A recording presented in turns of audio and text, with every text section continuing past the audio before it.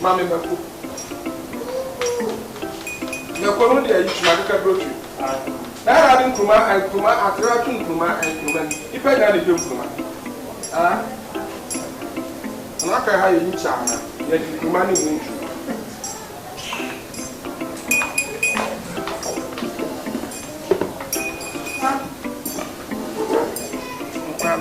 Into the crack and easy why ya a pepper boy.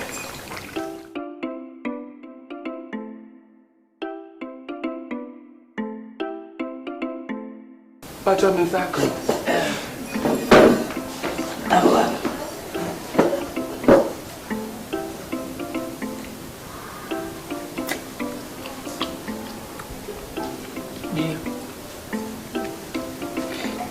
Now the song is that one. What are you doing? Huh? To cook back. Don't touch it.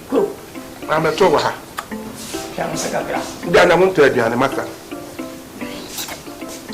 Yeah, maybe. That's for me. I'm a cup of pie, Joe.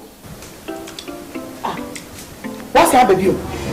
Me can't just do nothing. And about one thing. No, I need to say, but anyway, I'm all the time I'm for no never do it. And you don't know who you on our one go. What are you following now?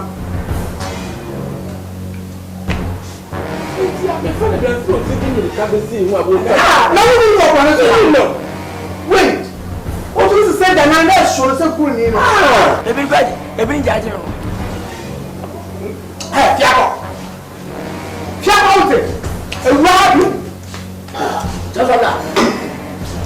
Hey, it's a opposite. There are no permanent. They don't do now. Go.